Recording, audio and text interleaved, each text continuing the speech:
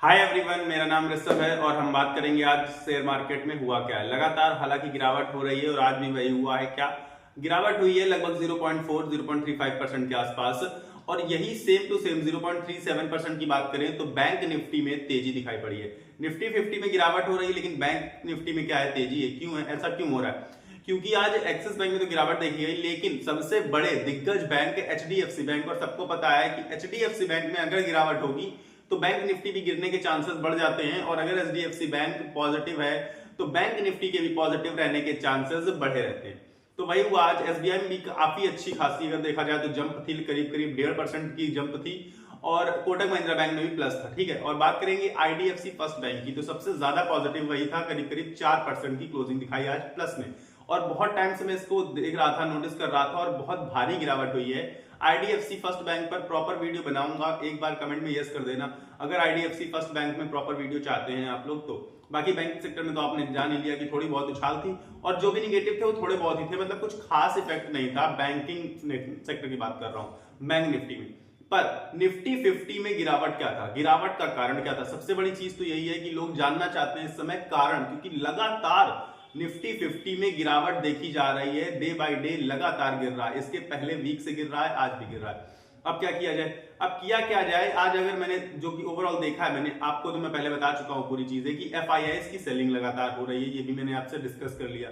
ठीक, आप कह रहे हैं कि अब बहुत सारे लोग बोल रहे हैं क्रैश जैसी सिचुएशन आने वाली है, लेकिन मुझे क्रैश तो नहीं दिख रहा है। कोई भी करेक्शन हुआ है, अच्छा खासा करेक्शन हो गया है। मैंने आपको बहुत बार ये भी बोला है कि जो अच्छे स्टॉक्स हैं, जो अच्छे मतलब कंपनियां हैं, उनमें आप चाहें तो इन्वेस्टमेंट शुरू कर सकते हैं, मतलब बाइंग स्टार्ट कर सकते हैं, क्योंकि काफी अच्छी अपॉर्चुनिटीज क्रिएट हो चुकी हैं। लेकिन अगर और गिरावट होगी तो आप कहेंगे कि और ये तो गिर गया। हाँ, लेकिन आपको एवरेज करना भी आना चाहिए। चलिए उसको भी दूर रखते हैं। आज की गिरावट का कारण क्या था? मैंने जो देखा आज की गिरावट का कारण, एफआईआईस की सेलिंग तो लगातार हो रही।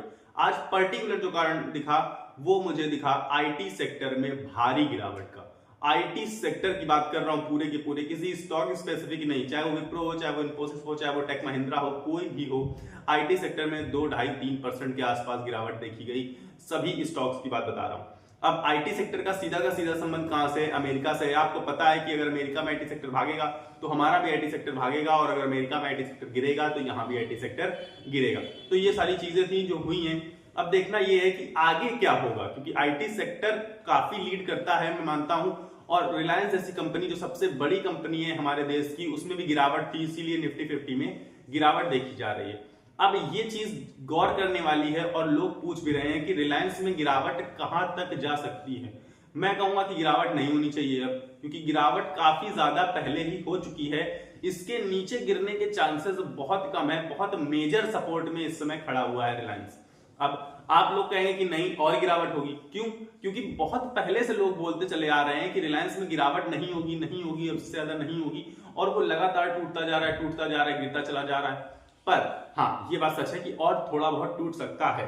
लेकिन अगर आपका व्यू लंबा है, लंबे का मतलब है कि 6 महीने से 1 साल, सिर्फ मिड टर्म की बात कर रहा हूं, आपको लॉन्ग टर्म की तो बात ही नहीं कर रहा हूं, सिर्फ मिड टर्म का 1 साल का भी अगर आपका व्यू है, तो आपको 25 से 30% आसानी से रिलायंस जैसे स्टॉक में मिल जाएगा। इस बात की गारंटी दे रहा हूं, वरना आप आके मुझे कमेंट करके बता सकते हैं 1 साल बाद कि ऐसा हुआ या फिर नहीं हुआ। फिलहाल चलिए रिलायंस की बात हो गई। अब आईटी सेक्टर में जो गिरावट थी, इसकी वजह से आज आपको निफ्टी 50 लाल निशान में दिख रहा है। और लाल निशान की बात करें तो 24,400 का लेवल टूट चुका है, जो कि मैंने लेवल दिया था आपको और कहा था कि 24,400 के नीचे नहीं आएगा, मतलब इसके नीचे गिरावट नहीं होगी। लेकिन वो लेवल भी टूटता हुआ दिखा। अब क्या किया जाए? और गिरावट कहां तक जाएगी? 24,400 बोला, 23,400। तो अब गिरावट और कहां तक जा सकती है, ये बड़ा सवाल है कि नेक्स्ट सपोर्ट कहां पर मिलते हुए दिखेंगे। क्या 20-21 हजार तक चली जाएगी, या और नीचे ली जाएगी, 18,000 तक जाएगी? ये कुछ नहीं दिख रहा है। ऐसा कोई संकेत नहीं है, क्योंकि क्रैश में ऐसा होता है कि इतना मेजर मतलब आपको दिखे डाउनफॉल निफ्टी में। अब होगा क्या?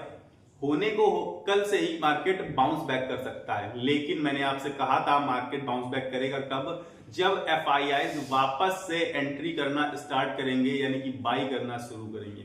एफआईआईज जब बाई करेंगे तो रामदेव अग्रवाल जी ने भी बोला है, इतने बड़े आदमी जब बोल रहे हैं, बोला है कि अगर एफआईआई वापस आते हैं, यानी कि फॉरेन इन्वेस्टर्स पैसा लगाएंगे हमारी मार्केट में, तो इस बार मार्केट 26,200-300 का जो लेवल था उसे क्रॉस करके 30,000 तक जाने की उम्मीद है, जैसे ही एफआईआई एंटर करना स्टार्ट करेंगे तब। यानी कि अगर आपके पास 1.5-2 सालों का समय है तो पक्का से 30,000 तक मार्केट जाती हुई दिखेगी। और अभी मार्केट कहां करीब 23,000 के आसपास खड़ी है। इसका सीधा सीधा मतलब दिख रहा है कि करीब करीब 30% का आप व्यू लेकर चल सकते हैं अगर आपके पास साल 2 साल का समय है तो। और 1-2 साल में भी 30% मिल रहा है तो बहुत अच्छा मार्जिन मिल रहा है मेरे हिसाब से, मुझे ऐसा लगता है। तो आज की तो बातें होंगी सारी। अब आईडीएफसी फर्स्ट बैंक पर प्रॉपर एक वीडियो बनाना बहुत इंपॉर्टेंट हो चुका है, क्योंकि बहुत ऊपर से बहुत नीचे आ चुका है। 63, 64, 65 रुपए के आसपास खड़ा है इस समय, और कहां 96, 97 तक पहुंच चुका था। अब उस पर जरूरी इसलिए है क्योंकि इसमें आपका बहुत बड़ा फायदा छुपा हुआ है आईडीएफसी बैंक में। मैंने आज इसको नोटिस किया, इस फायदे को, कि अगर आपके पास बहुत अच्छी चीजें हैं उसमें बताने के लिए, तो उसको प्रॉपर एक अलग से वीडियो बनाऊंगा। आप सिर्फ कमेंट में यस कर देना कि भैया yes IDFC bank, I want the video. So आज के फिलहाल वीडियो में इतना ही है। मार्केट में गिरावट तो हो ही रही है, आप सब देख रहे हैं, लेकिन मैंने ये देखा कि पोर्टफोलियो ज्यादा गिरे हुए नहीं थे। मेरा तो नहीं गिरा, लेकिन हालांकि जिसका गिरा होगा तो बता सकता है कमेंट में मुझे कि ऐसा ऐसा हुआ। उसकी रीजन बताएं क्या रीजन है आपके पर्टिकुलर चुने हुए स्टॉक्स, क्योंकि किसी स्टॉक में बड़ी गिरावट है तो कहीं कहीं पॉजिटिविटी भी दिख रही है। इस समय मार्केट मतलब ऐसी सिचुएशन में नहीं है कि लगातार गिरता ही जा रहा है।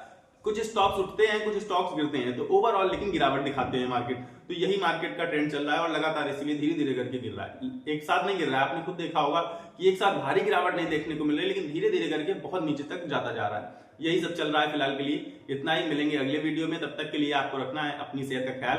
स्वस्थ रहिए, मस्त रहिए। नमस्कार, धन्यवाद।